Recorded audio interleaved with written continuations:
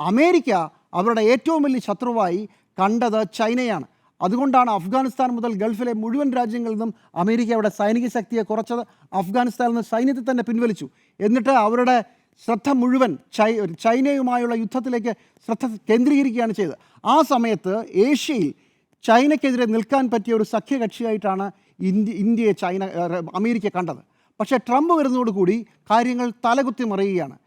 Trump ഒരു വേള നമുക്ക് തോന്നും ഒരു ഭ്രാന്തനാണെന്ന്. പക്ഷേ വളരെ കുശാഗ്ര ബുദ്ധിയുള്ള ഒരു കച്ചവടക്കാരനും വളരെ കുശാഗ്ര ബുദ്ധിയുള്ള ഒരു രാഷ്ട്രീയക്കാരനുമാണ് ഡൊണാൾഡ് ട്രംപ് ഈ മുഴുവൻ ബഹളങ്ങൾക്ക് ശേഷം ചൈനയുമായ ഒരു ഡീലിലേക്ക് എത്തിയിരിക്കുന്നു എന്നാണ് നമുക്ക് മനസ്സിലാക്കുന്നത്. അവർ തമ്മിൽ ഏതാണ്ട് കാര്യങ്ങൾ സെറ്റിൽ ചെയ്തു. നമുക്ക് തമ്മിൽ വലിയ യുദ്ധങ്ങളില്ലാതെ അങ്ങോട്ടും ഇങ്ങോട്ടും കുഴപ്പമില്ലാതെ കാര്യങ്ങൾ നീക്കാമെന്ന് പറഞ്ഞു.